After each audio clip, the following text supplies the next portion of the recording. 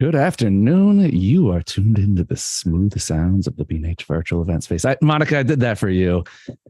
Monica's like, you have your radio voice on. So I had to throw the radio voice on. But yes, you are here. I like it. You love it. You love it. We're here talking storyboarding today. The wonderful Sony Artisan of Imagery, Monica Sigmon, joining us once again. And if you guys have not been watching this monthly series, you got to catch up. We'll see if we can get some links dropped in the comments section. But Monica, always good to have you on. What's going on? Thanks. Happy Monday. It's always a good Monday when I get to hang out with you guys. This is great. So of course. Thanks for having me again. It's always great to have you on. A huge thank you, of course, to our host for this entire series, Sony, making it happen. As sometimes happens, we get that rare Sony back-to-back Artisan doubleheader. We got Monica, we got Tony coming up at 3 p.m. Eastern today. So if you guys don't have anything planned, stay a while. But Monica, I'm going to kick it over to you. I'm going to stay that. If you don't have anything better to do, stay a while. I like that. Look, if you don't have to work, grocery shop, those regular Monday things that get in the way. I do want to tell everybody, Monica, because we talked before we went live, it's going to be interactive today. Yes. So we need some class participation. I'm not enough. She's already told me I'm the student that's like sits in the back and texts during class. So I need you guys to all help me out and really get interactive. Any questions, comments, we want you to join the discussion today. So don't wait until the end for Q&A. Anything goes. There you go. Awesome. Okay. So I'm really excited about today's topic. We're talking about storyboarding or mood boarding. We'll talk about the difference between the two. I probably use it incorrectly, but I wanted to just start out by, again, thanking B&H for having me. Again, you guys are just so dedicated to our industry. And I always tell photographers that they need to invest in companies who are investing in them. And you guys just put out so much incredible education for everybody. And so we thank you, and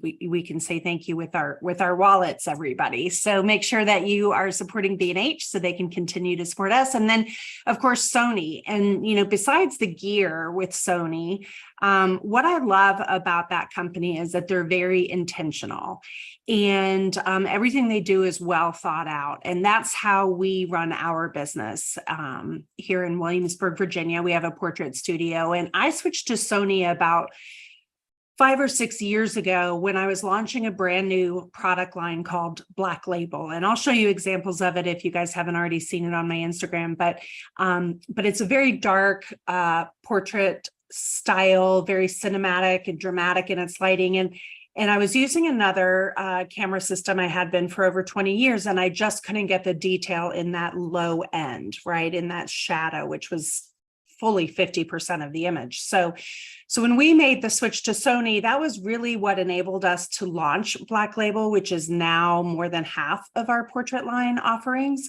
So we believe in the gear so much. And like I said, we do business with intention. And that's kind of like my little segue into today, talking about mood boards and storyboards and having intention with our projects, having intention working with our clients, and even with our own personal artist projects and what have you. So let's get started. I'm going to go to share screen, and you should be seeing the logo up there, I think. And then I'm going to come over here to Keynote. Before we dive right in, I just want to put up this slide real quick. These are the dates for the rest of the webinar series, and we'll be talking about all kinds of things, lots of business, and I can't believe it, Derek. It's like we only have 6 left after this. Look, we're gonna have to re-up. This year, yeah. This year is going. The year almost over. Wow. The year is going so fast. It'll be Christmas before you know it. So today we're going to talk about mood boards or storyboards, and And before we jump right in, I want to make sure that if you guys don't already know who we are, this is my husband, Michael Taylor. He's the Taylor half of Sigmon Taylor, and this is how you can find us on socials. I don't bother putting Michael's information up there because he doesn't post, doesn't check, doesn't answer messages. So if you do have any questions, just reach out to me on Instagram and I'd be happy to help. But we are a photographer family. This is our studio. These are our dogs. We earn our income solely through the studio. So we're full time, and this is not a side hustle. So this studio turns 23. This last week it turned 23, I guess. And Michael had a studio in Pasadena for about 20 years before that. So just to kind of give you a little background of who we are and what we do. So mood boards. What is it? Why do we need one? Mood boards are a great way to visually communicate what it is you want to do in your project, whether that's communicating to a client or communicating just like your own thoughts, kind of organizing your own thoughts, communicating to other vendors if you're working on commercial shoots. It's just a really good, organized, clean, aesthetically pleasing way to communicate and get everybody on the same page. So mood boards is technically what we're working with. Storyboarding is more mapping out exactly what that sounds like, a sequence of events. So for film, a storyboard is probably more accurate because you're mapping out one sequence to the next, what's happening, kind of the arc of the plot. Whereas mood boards is really collecting a lot of inspiration. For a commercial session, you may be doing more storyboarding. And so I kind of use them interchangeably. I use storyboards more, but I think mood boards is more accurate. I think our clients like storyboards because it sounds more professional. And when we say mood boards, it's kind of like Pinterest or something, right? So I'm openly admitting that I use it probably incorrectly the majority of the time, but it is intentional why I do it. So I do it for a couple different things. So let's start with client work, and then we'll kind of go into some other uses of this. If you guys have watched any of the other programs that I've shown, I talk a little bit about my influences and how I collect them. This is a bird's eye view, what I call a bird's eye view. When you type into Google and you select the images tab for John Singer Sargent, these are the images that come up. And what I like about this is that it gives me kind of the overall feeling of his work. Of course, I study individual pieces, but sometimes I like to just see the overarching themes, composition, color. What is it that's attracting me to these artists? What is it that makes a Mark Seliger portrait something that I know he's shot every time I see one? Same with Annie Leibovitz. So that's one way to kind of look at inspiration, excuse me, from this global perspective, starting at the top down. We'll kind of work down. And then you can easily collect inspiration on things like Pinterest, right? We can make different boards for different themes. And they all obviously link back to original sources. And so that's a nice way to collect things too. But what I want to do is one step more with mood boards. So I like the collection here. I think that's a good way to use Pinterest, is to kind of collect things. But I'm trying to be much more intentional with what I'm saving and making them have specific purposes that I'll show you. Sorry, Derek. Coughing in everybody's ear. Okay, so mood boards allow us to manage expectations between us and the client. What is it that we need to say to them and that they need to understand for us to be on the same page? Kind of our rules of the road, rules of engagement. We want to itemize the deliverables. So for portrait clients like us, that can include a shot list. It can include final products that we're offering. For commercial photographers, it might be very specific imagery or licensing files, that kind of thing. The other thing that I think is really, really important with mood boards is that they provide us, when we started using them, with an instant legitimacy. When our clients would receive this plan, and I'm going to show you how we build it, but when our clients got this finished PDF in hand, they were so impressed. And they just felt like, wow, I have not had this experience before getting a family portrait done. These people know what they're doing. And there's specific things that I include in those storyboards that specifically have that impact. So we'll talk about that as well. They have practical applications for client work. I need to be able to communicate what the wardrobe needs to be, whether it's color, whether it's style. I need to be able to communicate things for different styles of portraits. Like, I don't want shorts, I want long pants, I don't want sleeveless, whatever. And we can communicate those things in an in-person meeting, which we do, but we all know it's a lot of information thrown at them. So to be able to hand them something afterwards, a final document that they can continue to reference, is really, really helpful to them and makes our process much easier for them. And then, like I mentioned, they're not getting this from other photographers. So this is another way that we can differentiate the Sigmon Taylor experience from other studios. We are a more expensive studio. We are high end, we're boutique. And so, but there's also a million photographers in our area. And so, especially after COVID, I think that where people are choosing to invest now is in experience, right? We're seeing them travel. It's like jailbreak. Everybody's going everywhere. The airline prices are going up because people are looking for experiences.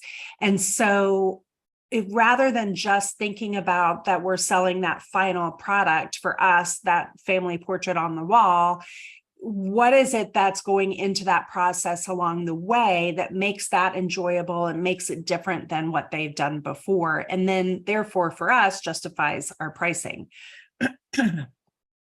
So everybody's sick of seeing this, I'm sure, but Derek always gets a smile. So I will always put this up whenever I can weasel it in somehow.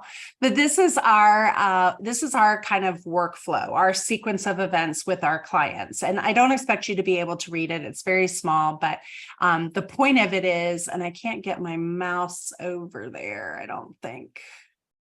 Dang it, I don't know why my mouse isn't going over. But anyway, this starts with the kind of entering the world of Sigmon Taylor, that initial inquiry, and then all the way through the process to delivery and follow-up. But what I want to focus on for this is the third step, which is our in-person design consultation. So we do this for every session. It's non-negotiable. It's in person unless they live out of state. They will come to the studio, we'll sit down. It gives us the chance to really set the rules of the road. It gives us a chance to show our products, show off our studio, and kind of establish that luxury credibility, set the tone for this relationship that we're going to have over the next several weeks. And then do things like we'll use a software called ProSelect. That's kind of the industry standard for portrait photographers. And we'll get pictures of the walls in their home. And we'll incorporate that into our design plan. And so again, just kind of going back to intention, everything that we do has a purpose. You know, we have clients walk in the studio all the time and they look around and they see the work and they're like, oh my gosh, you only photograph perfect families. And I'm like, no, none of this happens by accident. This is all very intentional by design, and we are going to help you every step of the way. So once we get through that in-person design session, after we've collected information. We've decided what kind of session it's going to be. I've seen hopefully some images of their home, so I get a sense of how they want to decorate and what colors they use and the level of formality that appeals to them. Then I can get to work on my next step, which is session prep. And this is my opportunity to really build out this very specific plan and send that over to them so that we're communicating and we're literally on the same page. So storyboards don't have to be complicated. I'm going to show you a way to make them look amazing, but I just want to kind of show you where I started. So if you're not ready for the whole kit and caboodle, you know that you can still do it. This was my first storyboard several years back, and it was simply just a Photoshop document that I made. I included some different color swatches. I didn't have outdoor portraits with these colors, so I found some online, and then I said, listen, these aren't our images. And but the important thing I did, and again, I'm so sorry I can't get my mouse over there, but if you look at the top left, this was after I visited the client's home. And this was going to be a multi-gen session. And so particularly with families coming in from out of state, there's a very urgent need to make sure that everybody's getting the memo, right, about clothing. And so I started with saying, after visiting your home, discussing your style and considering where your finished wall portrait will hang, warm neutral is the theme we are recommending for your summer portrait. And so I just include some like design colors here. I give them some suggestions. I tell them include textures like lace and ruffles and eyelet. And then I tell them what to avoid. You would be surprised as many things as you are specific about what to include. I think it's almost more important to tell them what to avoid. So, and then I've given them a little bit of some suggestions underneath the images. And again, when I sent this out to family members, then they understood that this wasn't about them, because I've started by saying I visited Nancy's home. I am building this portrait for Nancy's home. So if you don't particularly love these colors, it really doesn't matter, because we're designing it for Nancy's home. And if you want to do something different, then I'm happy to do that after we get the portrait for Nancy's home. And so that way, everybody just kind of understands each other. So so this was my very first one, and it proved infinitely valuable.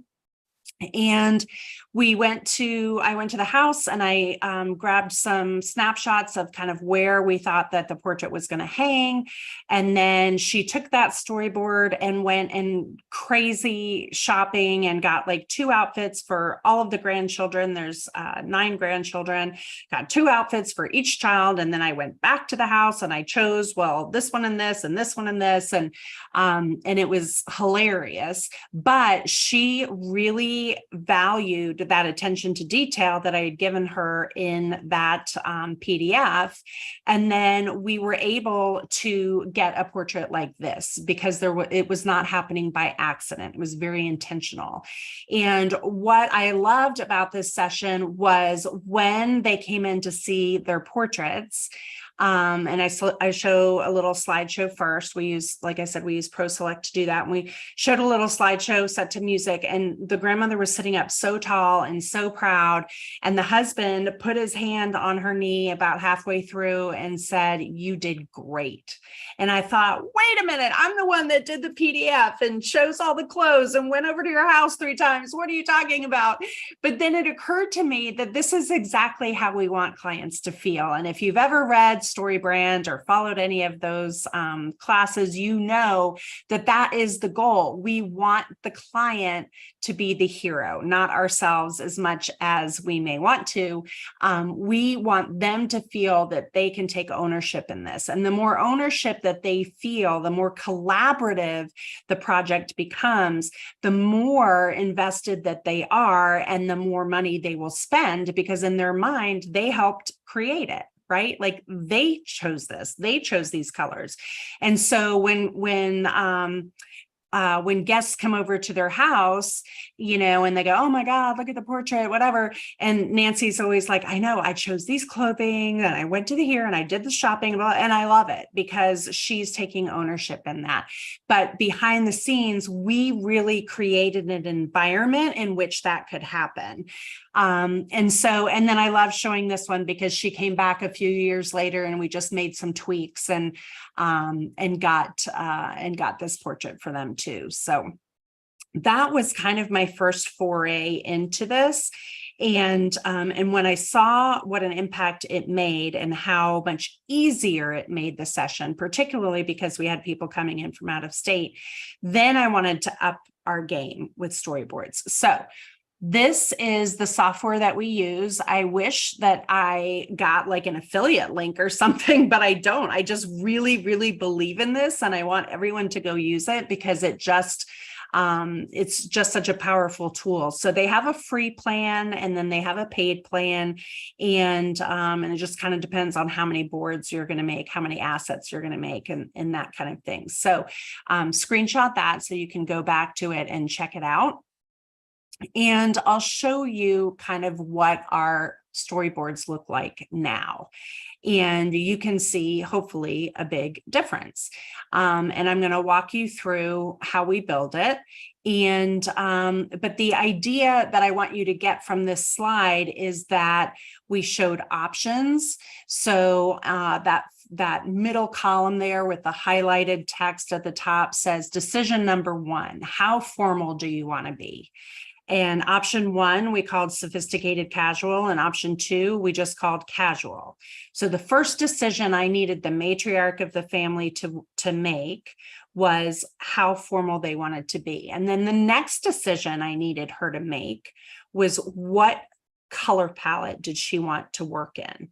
And so once those decisions were locked down, then I modified this board and sent it to all of the family members. So I don't want all of the family members to make this choice because nobody will agree, and it doesn't matter. Really, it doesn't matter because this is for the grandmother. She's the one that's spending the money. This is the one that's going to their house. So I need her to feel really good about this. And I'll show this to you in more detail in a few minutes. But the other thing I want to point out is the left-hand side. And this is something that we don't really need, but that really, really shows them that we know what we're doing and gives them confidence in what we do. So we're going to hit those in detail. But as a result of this storyboard came this portrait. And everybody always is like, oh my God, they look amazing. And again, it's not by accident. So we knew the color palette that we wanted to work with. We even knew the furniture we were going to bring out. And this is on their farm. And so everything was by design. Everything was intentional. And I love that this is kind of how, this is one of the uses after the wall portrait. This is the inside of their holiday card that year, and people just went crazy because it doesn't look, in my mind, it doesn't look so contrived. It's not like everybody is in jeans and a white shirt, right? It's not like everybody walked off of page 12 of the J. Crew catalog, but this is just a really nice integrated, compatible look, and everybody still felt like themselves. They were still able to wear something that was comfortable to them. So that was important. Working with an in-person design session and then incorporating storyboards really allow us to begin with the end in mind. We don't like photographing on speculation. We don't want to go and photograph, a million different combinations and wear the little kids out and then in the hopes that they're going to buy it all, right? Like we want to know what they're buying before we go to the session. So I can't I can't understate how powerful it is to know what your sale is going to be before you pick up your camera, before you drive to that session. It's such a good feeling. And so when we begin with the end in mind, that's the kind of thing that can happen. So again, just as an example, this client sent us the room where she wanted the portrait to hang. And by the way, I love when we're replacing a TV because you can never go smaller. Dad's always bought the biggest TV, and you can never go smaller than the TV because then he looks like a chump because the family's not as important as the TV. So like, give me a TV replacement all day long. I love it. It makes me so happy. So anyway, this is the wall that we were photographing for. We taped an 8.5 by 11 sheet of paper there because when we use that Pro Select software, the software knows that that's 11 inches, and then we can scale and size that portrait appropriately. So we know exactly the size that needs to hang there. And so we knew we were shooting a little bit more than landscape and needed to be almost pano. And we knew that crop going into the session, and we had prepared them for that. And so everybody was on the same page. We were able to give them an estimate ahead of time of what that expense was going to be based on that location. And there are no surprises in the sales room. So I always say I never want the sale to happen in the sales room. The sale is happening in that design session and in that planning coordination. And then the selection appointment is just merely populating the order. Okay, so let's see. Okay, let me hit a couple more things and then we'll dive into the software. So several years ago, we just kind of did a whole audit. We did an audit of our physical space. We did an audit of our business. We did an audit of our processes. And we decided that our product line and our experience was not at the level that for the amount of money we were charging, right? Which made me in the selection appointment not feel good. And clients know when you don't believe in what you're selling. And so what we have learned over the years is that the value you're providing has to exceed the price that you're charging in order for you to have that confidence in the sales room and feel good about what you're selling and feel good about the price that you're charging.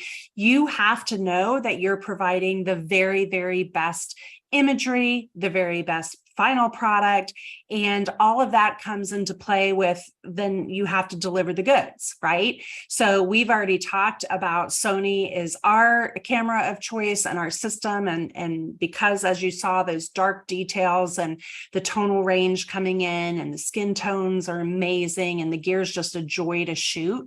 But we also have to then, our final products have to be top of the line and the best printing and the best archival quality, and that way when we're in the selection appointment, I have no problem asking the price that we're asking because I know that it's worth it.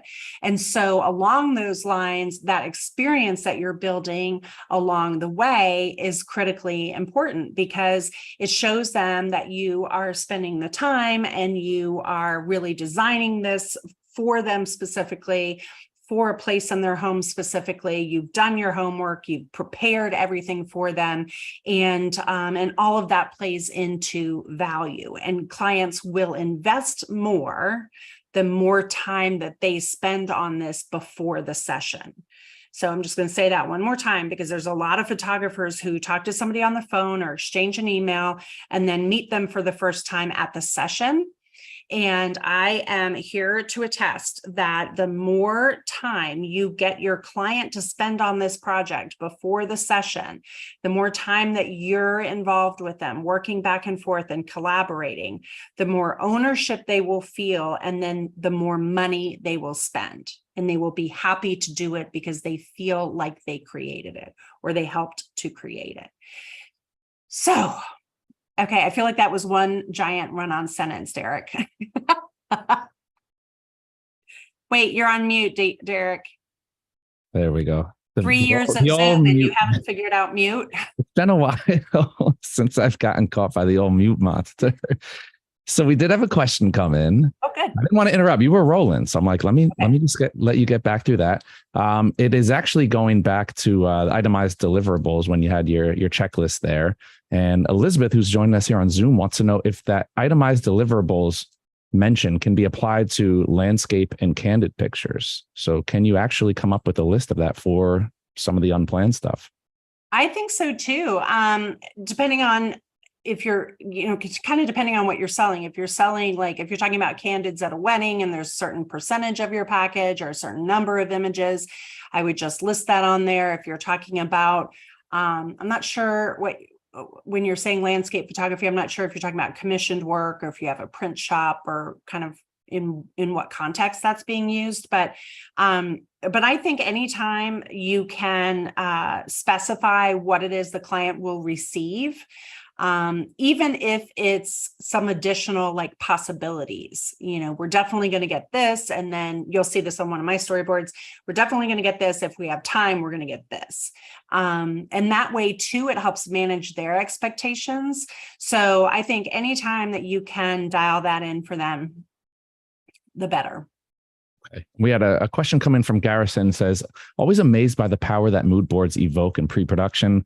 Love that you are a Sony shooter, as I am as well. Alpha 1 user there. Couldn't be happier. Curious to know if you have ever done cinematic photography, creating images that emulate movie stills or movie frames. Interesting that you asked that, because a couple of years ago, the Vanity Fair Hollywood issue really kind of debuted that with that gorgeous scarlet coloring background. And it was kind of like you saw it online and they were kind of moving, but then they froze. And it was just, I loved everything about it. I haven't done it, but I love everything about it. So Black Label to me is kind of the beginning of that, more of a dramatic lighting and more contemporary kind of posing, but with a nod back to the classics. But I think there's huge opportunity, and anytime that we can do something that somebody else isn't doing or that people haven't seen before, I think it's really important. A dance project I did a couple years ago, I incorporated a lot of motion. I used the 85 millimeter GM lens, and what that allowed me to do is I just took it off my camera stand and I kind of like walked around the set a little bit more and deliberately dragged my shutter and kind of even moved my hand a little bit to get that kind of jarred motion, and shot it in black and white. And so that to me appeared very, motion-like and cinematic. And so I think there's some really cool stuff that you can do. I would love to see what you're up to. Definitely. No, I mean, we talk about it all the time, how a lot of the great techniques in still photography come from cinema, as far as lighting and working that incorporation of motion. So there's definitely a strong tie between the two. Absolutely. There's movies I think are always so great for lighting. And one of my sometimes you just burn these frames into your mind, right? They kind of make these templates. And that movie that came out a couple years ago, The Darkest Hour, about Winston Churchill, and it had oh my gosh, I'm going to forget the actor who he won the Academy Award. But there's a shot that he's talking with there's a scene where he's talking with somebody in the room, and the lighting that comes across his face is so beautiful. And it's just like, how do you make a still of that? Posing from The Crown. I love The Crown. And there's a shot where Charles is walking into the room, and the whole family has been there discussing kind of what's happening, and they're all standing just so, and you can just feel like that discomfort and all of them. Like, oh, that tension is so great. How do we communicate that? So yeah, I think absolutely they're intertwined for sure. Mm-hmm. Now, if I can sneak one more question in before you continue, where do you, outside of the photography world or outside of cinema, is there any place that you draw inspiration for mood boards? Is there anything in your life or anything that you come across that you find yourself, I constantly love this, I constantly go here for inspiration for a mood? Yes, that's the perfect segue. We're going to go right into that now. Wonderful. Whoever asked that, thank you. Okay, so let me think about the best way to do this because I have a million tabs open to show you guys, all prepped and ready. So I think I'll do this, and then I think I'll do share screen. Okay. All right, so you guys can see, right? Yep. Okay. Yep. All right, so I have to move my little Zoom panels around here. Okay. All right, so Milanote.com is the software that I was talking about. And they just have a lot of great resources even within their site. So I would recommend kind of going through here and seeing what all of the options are available to you. You can draw in here, you can record video and audio. It's really become quite a meaty little tool. So they have the web-based software, but then we also have the, oh, you know what? My screen share won't work like this because I was going to show you the desktop app. So hang on, let me stop share and I'll share again. Okay, so they have the web-based platform, but they also have the desk application that you can download, which is, I think, really nice to use. And this is a collection of boards that I've kind of organized. It didn't look like this before this morning's program. It was kind of a disaster, but it gives you an idea of kind of a couple of things that I want to walk through. So I can categorize here how I'm using them. So I've got my dance storyboards and I've got families, I've got templates, which we'll talk about in a minute, tear sheets that are a great option. So let's just kind of start back with this storyboard that I showed you guys a minute ago for that family on the sofa. And so this was the first one they got, right? This is the one that I needed them to make the choice of the level of formality they wanted and then which color palette they wanted. This is not something that went out to the whole family. This is something that went out just to the decision maker. And so, and then underneath, like I'll screen grab this stuff from everywhere. And I'll show you a couple of those sources in a minute. But once I compile these columns, then underneath, I just kind of added some information here. So let me zoom in on this. So for instance, under sophisticated casual, women can use blazers layered with blouses and sweaters. Women could do sweater dresses with tights and boots. Women make sure they're nice boots. Men, sweaters with collared shirt. You get the idea, right? So very specific. If they wanted to go this level of casual, men can wear the work boots as opposed to the nice boots over here, but they do have to be clean. They can wear a rugged Carhartt jacket if they want, and there's going to be more denim incorporated. And so then I can even give them some things to think about with the season. And so all of these things are, you don't have to reinvent the wheel every time. A lot of these you're going to reuse. Once you build them once, you'll tweak them to your particular jobs. But don't be afraid to ask for what you would really love to photograph. They can never do it if they don't know what your ideal portrait is.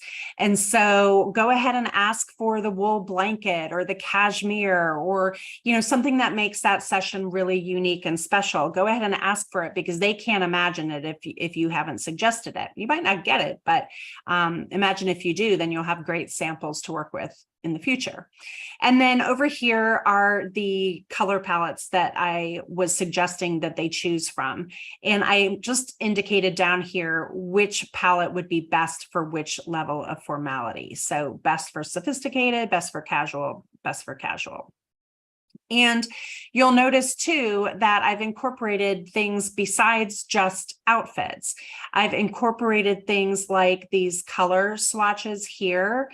I've incorporated some home design images here to just give them a feeling for the colors, the harmony, and even a little taste of, kind of that level of sophistication. So all of those things are really important.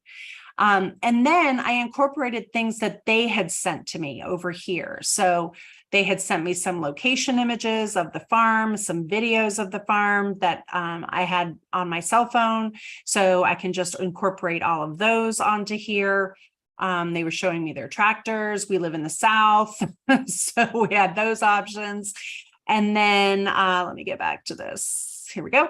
And then they sent me images of possible props. Again, we live in the South, hence the antlers and taxidermy, which we didn't use any of, but we did use the sofa. So I can incorporate things that they have talked to me about. But over here on the left is what I think is really impressive for them, because it just makes us look so polished and professional. So we've got our logo, our website. I have the studio contact, which is the same phone number and email, but it's the person that they would talk to specifically. We provided a hair and makeup artist for them, so I included that quote here. The location of the session, you can do an interactive Google map here, which is really cool if it's a place that you're meeting or if it's at the studio and they want directions. And then over here, the second column is shoot details. So it's the time, it's what time the hair and makeup artist is coming. This was weather dependent, so we also had a rain date, the address, my client contact, who I knew I needed to call, and then the shot list. So I marked all of these things that we had to have. And then down here, it says, if time allows. And I added these extra groups here. So I wanted to manage expectations because we had a million people. And so I just needed to say, listen, I'm definitely going to get these. This is what we agreed on. And I know that if we have time and everybody's still cooperating, we would also like these. And then I simply list for my reference. They don't need this. Obviously, they know who everybody is, but they like to see that I have prepared it and I'm paying attention. So I have all of the names, ages, and dogs' names and everything over here. So this is kind of like the administrative stuff on the left. And then this is the creative stuff over here on the right. And so then once they made their decisions, then I could come into here on the final storyboard, and I kept the left-hand side all the same. And then over here, they had chosen sophisticated casuals. So I deleted the other column. And then they chose Midnight Desert, and I deleted the other columns. And then I added, please note, all of these will work with Joyce wearing her outfit that she wanted to wear. So again, just letting them know that I didn't just pick these arbitrarily. I'm not just some crazy photographer on a power trip. This was very intentional because we know what the matriarch of the family wants to wear, and we're building around her. And so then this becomes a PDF you can export, and it stays interactive. So they can still access the map, the email, the websites, and you'll see in some other mood boards, you'll see even links to outfits that I was suggesting. So it's really a great, great tool. You can invite them to subscribe to Milanote and collaborate that way, but it tends to get a little clunky, I think, unless your clients are really savvy. If they are, then by all means go for it, because they can add comments, which is really nice. So right over here, any of your tools, you're just going to drag over. So I could drag this comment and I could write something here, and they could do the same. And then that way I can get the document back and I can review it and I can answer their comment directly on that thread. So that's an example of how we have used that for families, and it's been really, really helpful. This is another example. We were going to do a mom and her two daughters. They referenced this image from our website, so I've included that. I'm making some notes simply by dragging this little note box. You can put whatever notes on there you want. It allows you to highlight, bold, change your text style, all of that, which is super great. You can add a checklist here, a to-do list. I like to use that for a checklist of things to remember to bring to the session, or things that they need to get to me in a timely fashion. And so there's all of these tools over here that you can add, including drawing and everything else. So what I did on this board was I actually included the links to Rent the Runway, which was the source we were using to get these dresses. And I included links to, I think there was like an Etsy skirt that was an option. And so we just kind of worked back and forth on this document, which is really a nice thing to do, especially because you leave here, they have ideas, you have ideas, and the conversation is continuing. So you want it to continue in an organized fashion. And then, like I said, you can build templates. You don't have to invent the wheel every time. So we have our line called Black Label, but there's still some choices to be made within Black Label. Do you want it sophisticated casual, or do you want it formal black tie? And I show examples of each. And then, do you want the midnight color palette, or do you want the gray pastel color palette? And then I've included some notes at the bottom for men and women. And so this becomes a reference piece that I can send out ahead of time and say, hey, these are things to be thinking about. And then once we speak, I can really customize this for their needs. Sometimes mom sends me how she wants her hair done for the hair and makeup artist. Then I can share this document with the hair and makeup artist, and that's really helpful to them. So again, just a really versatile tool. You can build your templates. And the other thing that I think would be really helpful with Milanote is to build out almost like a tear sheet. What we used to use in design is tear sheets. And so if you're doing a location portrait in the fall, then you've got these built-in fall colors that you could source and say, hey, which palette appeals to you, and then build the storyboard around that palette. And so this is kind of a nice little holding place for ideas and things like that. So tear sheets can be helpful. Also, I use Milanote for artist projects. So I mentioned that I did a dance project a couple of years ago.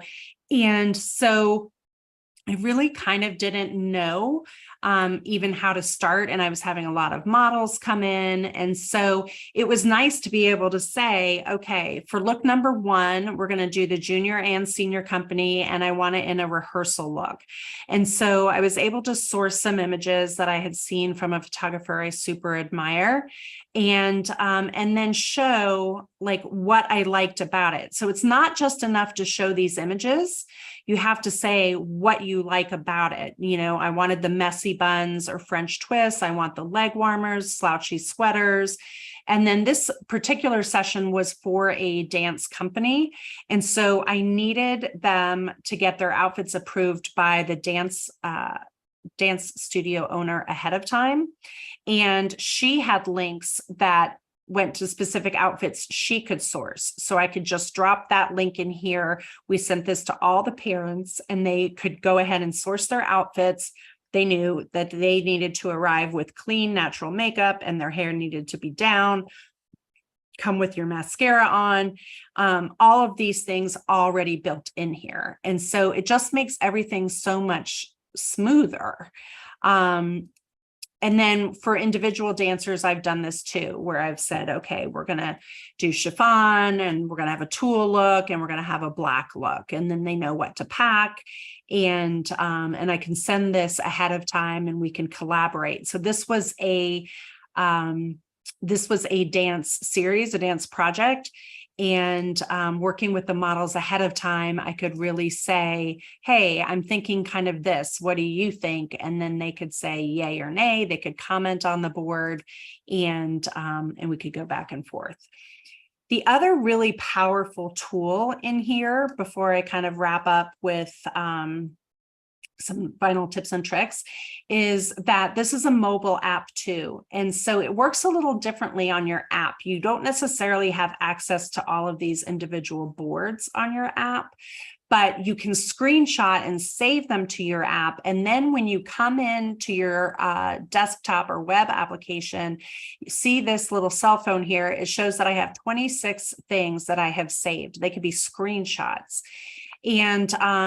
And so all of these things are like kind of sitting over here in a repository waiting to be dropped on the appropriate boards. So for instance, these need to be added to my fall board. I saw this on Instagram. I'm like, oh my gosh, great colors, perfect. Here's another one, and I can drop that on my fall template board. I have this client who her daughter looks exactly like this style, like loves to dress like this. So I've sourced the hat. And again, I can drop all of these things in straight from my cell phone folder into whatever I'm working on. So I think that's a really nifty, helpful tool. And when you don't have something categorized yet, you can just drop it here. You can literally drag and drop an image from your desktop, just like that. That's going to come over here in a minute. It's thinking, and then probably because I'm on Zoom and in the web at the same time, but I just dragged an image from my desktop over. So if you've taken a screenshot or whatever, you want to include one of your previous portraits as reference, you can add an image over here. You can upload documents, comments, the whole 9 yards. I'm not going to wait for this to load, Derek, because I just think it's because have a million programs open at the same time. So, so that's kind of an overview of how you can use it. You can also use this for your own idea generation or project planning. You could map out different stages in a process. You could do it as idea mapping, as a timeline. I mean, it's just so versatile and so useful, and you can export it, email it, keep the links in, do whatever you want. Okay, gosh, this hour has gone really fast. So I'm going to just go to my second screen here, and we'll finish up with some tips and tricks for you guys. Okay, so when working with the client, my things that I think would be helpful for you are to start with a template. Milanote has a lot of templates built in that you can choose. But you'll probably end up customizing them. So I've got certain templates that I use for different styles of photography, and I can start with that template and then tweak it to each client without having to reinvent the wheel. I think it's really important to make it pretty. Oh, I forgot to show you guys those sources. Hang on just a second. Sorry about that. Let me come back over to share. And let me come back over to here. Okay, so here are some places that I think you can make use of. This, I haven't used this site, but it's called Fashmates, and you can actually put outfits together like you used to be able to do on Polyvore before Polyvore closed. And so if you want to really, really be specific and go down a rabbit hole, you can do that, and you can actually link to actual items that they can purchase, which I think is kind of cool. This website, icolorpalette.com, is really cool. And it actually gives you hex codes. So if you want to build your own color swatches specific to a project or to a client's home, you could certainly do that. There's all kind of apps on your phone too. If you go into a home and you take a picture of their furniture and their wall, you can drag your eyedropper. I think Sherwin-Williams does that, and you can get colors from there and then bring them into Milanote as a jumping off point. I think that's really cool and super customized. This is a website called Trending Color Palettes. It's colors.co, and you can see how it's spelled right there. Very unusual. And so they have palettes that you can start with and then modify. Like this is kind of a nice little palette. Again, it gives you the hex codes. But the other thing you can do is generate your own palettes based on a couple of hex codes that you like. So you can say, I know they want navy, and I know they want sky blue, what would go with that, and it will generate for you. And so that's kind of cool. I think the generator tool is, let me see here. Here we go. Start the generator. You can go random, or you can pick and say, I want to do it with this green, and it'll kind of jump off from there. So that's kind of cool. I also use Sherwin-Williams because they've got kind of the cool Sherwin-Williams.com. They kind of have color swatches too that I think are neat. And again, whenever you can show a client that you've been doing some research and you see that colors go together and you can show examples of it, I think they're really impressed by your skill as an artist, and that you're paying attention aesthetically, and that you're taking the time to prepare for them.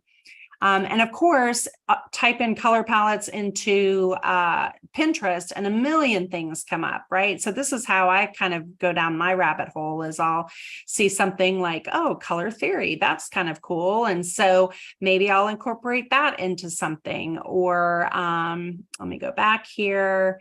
I can say, oh, these colors are great for fall. And so this is a Sherwin-Williams palette. So they're also going to link to some of this furniture. And again, you can just go rabbit hole after rabbit hole after rabbit hole.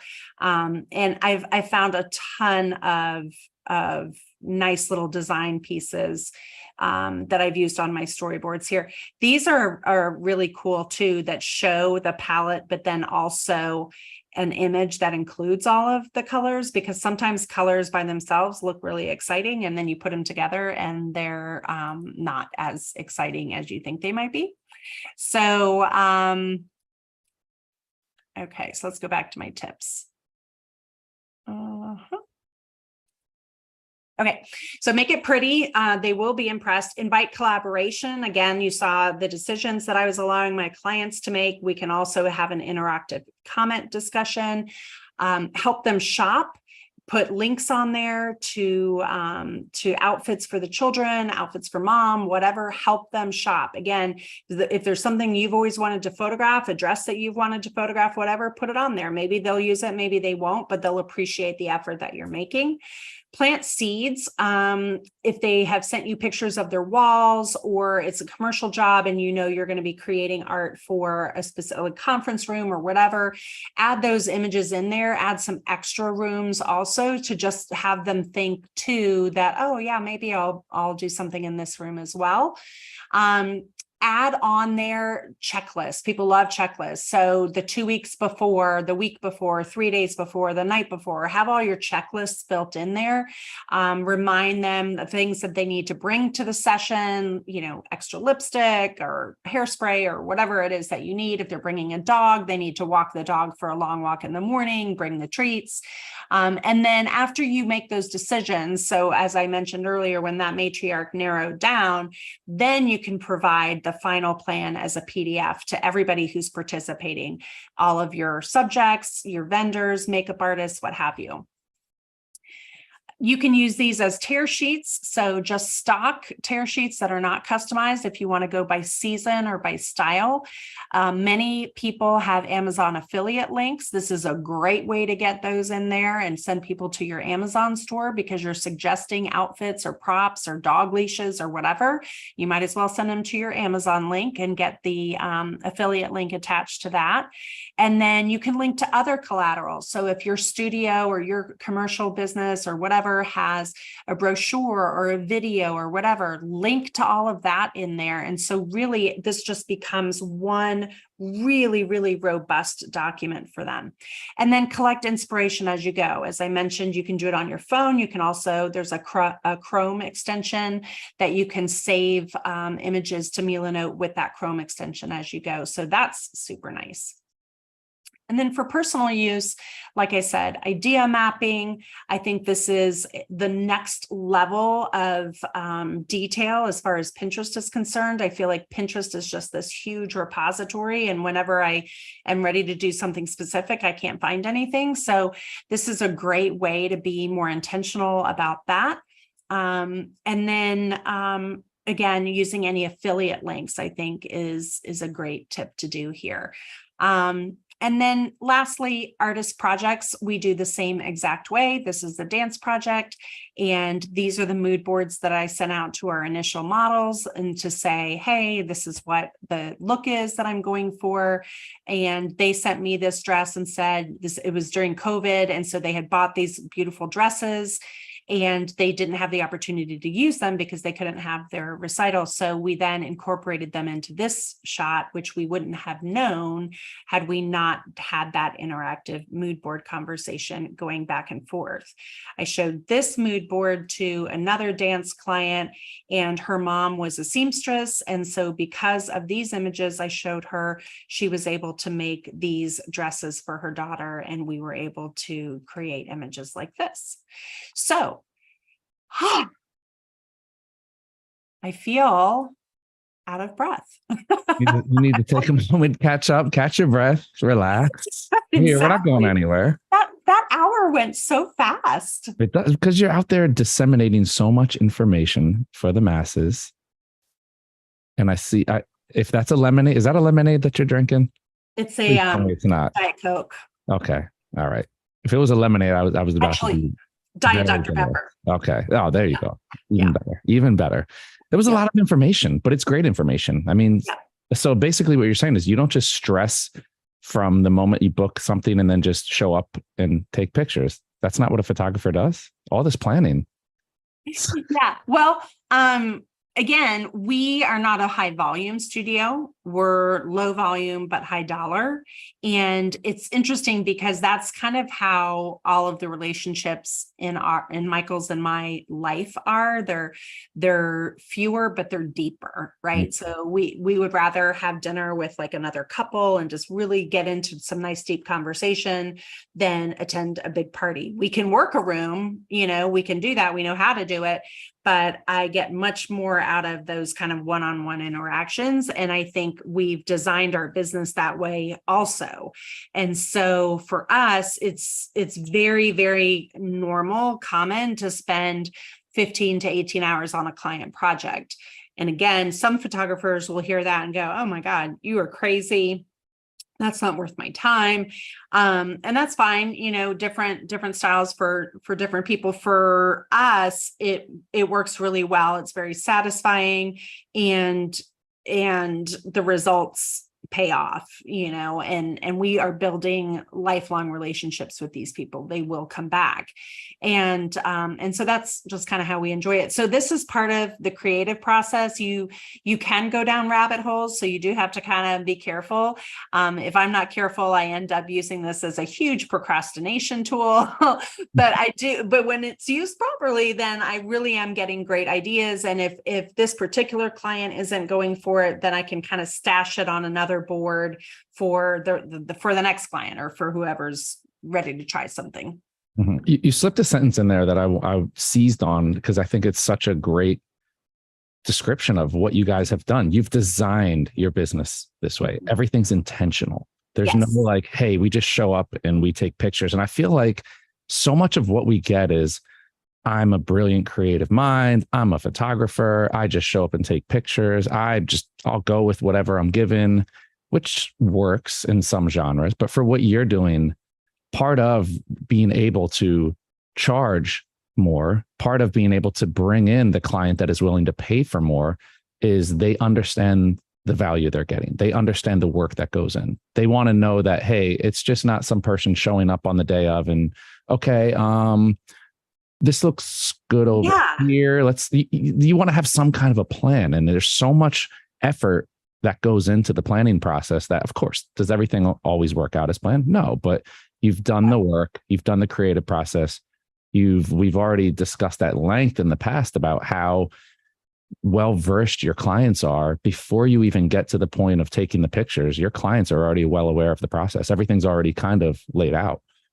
Yeah. And I think people who, no matter what price point or what level of clientele that you are working with, people who are going to spend a lot of money, whether it's a lot of money globally defined or a lot of money for them, right? People who are going to spend a lot of money typically don't do it on a whim. Mhm. And so they expect for there to be some work involved. They expect that it's not going to be overnight, that there will be some planning. They expect to sit down and have conversations. If you think about any big ticket purchase, whether it's a vehicle or a car, or interior design, or you're building a home, you're sitting at a table, making a plan and spending a lot of money, right? But it's not just like nobody's just walking in, throwing you a bunch of money and say, see you at the park at 3 o'clock. Like, they want to know what they're getting for that money. People with more wealth, they're not so worried about what they're getting. They know at that price point, they're going to get it.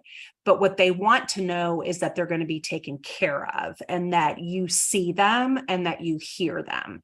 And I think everybody, no matter what price point they're at, appreciates you being a good steward of their investment. And that's how I always look at this. And I will say that to a client. I'll say, listen, no matter what you're investing with us, we need to be a good steward of your investment. And that's why we do so much planning.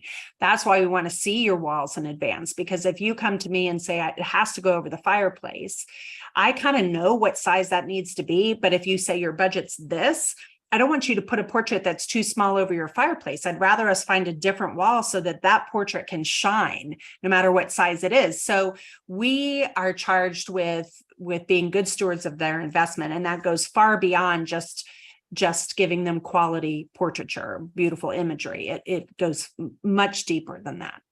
And I love how forward you are with that conversation, because I feel like a lot of people aren't forward with that conversation. It's almost like this, they're afraid to ask for money. They're afraid to talk about money. And when they know they're asking for a little bit more money, they're afraid to mention it. And I think having that open conversation, like, look, I know you're investing in this, and I want you to know that we are, like you said, being a good steward of your investment. And I think it's more comfortable when everything is out in the open.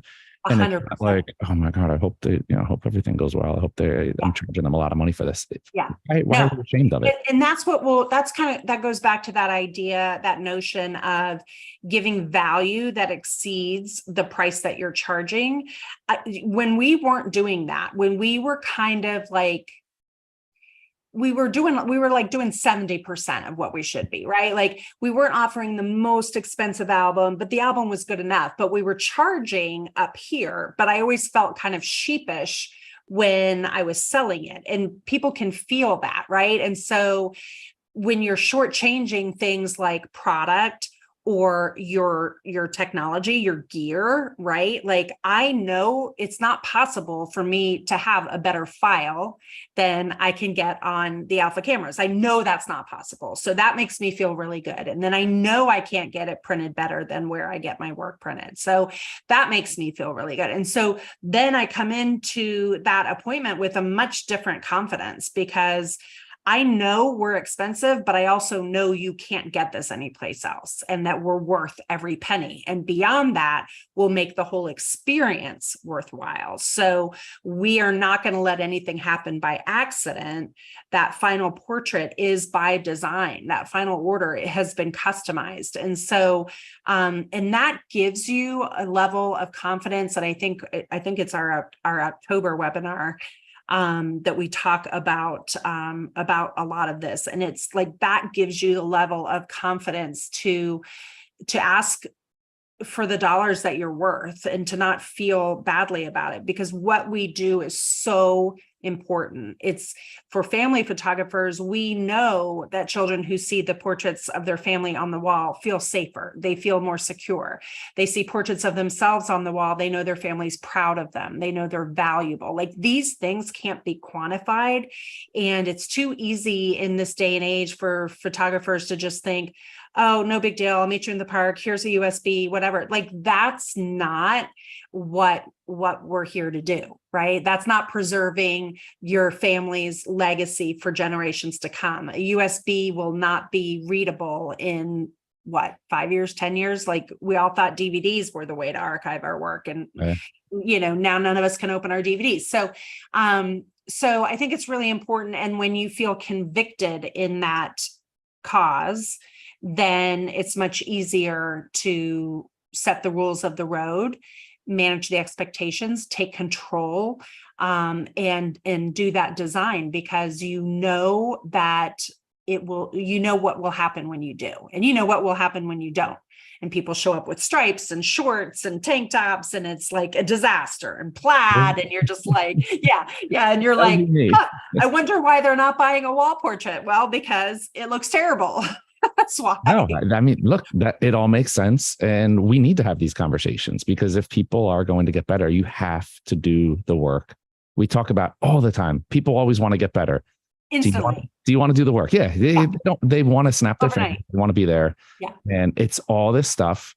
Even just, I have to say it every time you show it, the rubric, even just to put that rubric together. I have to put it just to show you every time. My face lights up every time I see it on screen. Just putting that together, even if you have all the information that's on it, it takes work. It takes time. And these are the conversations that, as I said, need to be had so that people really get the point driven home that nobody is out here becoming successful by accident. It's overnight. Or overnight. It takes years. Yeah. Decades in some cases, where you're out there grinding for decades and you wake up one day and you're like, oh my God, it happened. Well, it wasn't overnight. No. It's just kind of when the scales tipped, but we're like a 20-year overnight success. Yeah. Exactly. We're like a 20-year-old overnight success. And, but that's okay. And I think, so we teach differently in that I'm always talking about the long game. I'm always talking about, build that brand and don't compromise that brand. Even when you're short on cash and you want to start doing like mini sessions or this or that or the other, like you have to protect that brand, because whatever cash you get in now in the short term, you will spend years having to recover that reputation and build the brand back. So it's not worth it. It's truly not worth it. So we always talk about the long game, and we get some flack from that, because people they want the business right now. They want it, like you said, they want it overnight, but it takes time. It takes time to build. It takes time to get credibility. You're 10,000 hours to become a master at anything, right? So not 10,000 hours in photography, 10,000 hours in black and white portrait photography, or 10,000 hours in location family photography. Like it's not just like, it's a lot. It's a lot. And so, but that's okay, because that's what we get to do for a living. And if we just started out of the gate and everything was amazing and we had nothing to solve, we would be bored. Yeah. And you're here doing it so that someone else can maybe get a little bit of a shortcut by learning, because a lot of people, I find a lot of educators, a lot of people who educate didn't have the best education themselves. You're not finding people who are well educated that are going and passing it on. No, you're finding people that are like, hey, I learned this by myself. I went out and sought the information. And now I want to go and teach it to people who are just like me, who don't know where to turn, and that's kind of, what we do here with the event space, is trying to educate everybody, obviously for free. I mean, that's the best way to always do it, but expose them to different perspectives, put people who will inspire them. And also what you guys do really well, because I think now more than ever, like there's more education in quotation marks out there than ever before. And there's more educators out there than ever before. And the problem is, with all of this online learning, nobody's vetting that. Yes. Right. Like we're watching people over and over just spend bad money after bad money after bad money, because this person's promising this and this person's and they just don't know who is trustworthy and who has the chops, right? Like we've been around 23 years and we are a single income family. It is from this studio. And so I saw an Instagram ad the other day that said, hey, photographer teachers, do you want to make 6 figures in 6 months teaching other photographers? And I was like, oh my God. Like, so just because there's education out there doesn't mean that it's good education. And I think what you guys do really, really well is you're not just letting anybody on. You are doing the work, you're vetting people, you're making sure what they are saying is relevant. It's speaking to your audience. And so I love that B&H Event Space really provides a platform of reputable educators that people can come to and trust the information that they're getting. Definitely. So thank you for that. Well, you're welcome. And thank you for being part of our trusted list of experts that are out there doing it. And as you will see, as you look up anybody who jumps up on the virtual stage here, they've built themselves. They've had a career. Yes. Do we like getting people on? We love having new faces. There's nothing more I love seeing than a success story or someone who's still on their way up. And it's great. It's inspiring. But at the end of the day, you want to have people who have said, look, I'm not just telling you what to do and it's not working for me. I've done it. It's tried and true. It's working.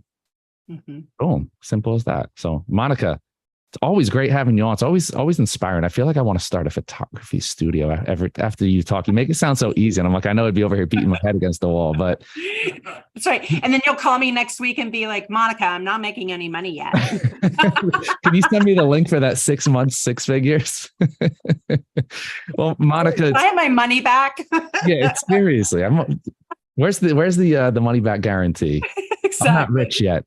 Well, look, this is great information. As Elizabeth said, this was full of wonderful information. Thank you so much. And we'll end it here with a wonderful compliment from Garrison joining us here on Zoom. A lot of your in-studio portraits and how you capture intimates of your subjects reminds me of the imagery in Beryl, episode 4 from season 2 of The Crown, where Tony photographs Princess Margaret. Beautiful work, Monica. So I think very kind. Thank you. That's the perfect place to leave it, is with a nice compliment. Look, we all love to know that our work is out there hitting the mark and that what we are teaching is inspiring people, which it definitely is. So for those of you who have just gotten to know Monica today, we hope you check out more of her work. Check her out on Instagram. We dropped parts 1 through 3 there. I'm a little tongue tied. She will be back next month and the month after that and the month after that. That's right. And so on. So Monica, always great having you on. A huge thank you, of course, to Sony for hosting and for all of our viewers out there for watching. Of course, we do this for you all out there to become your own brands. So Monica, it's good to see you as always. I'll leave it here for now. Another rendition of the B&H virtual event space in the books. We'll catch y'all next time. Bye.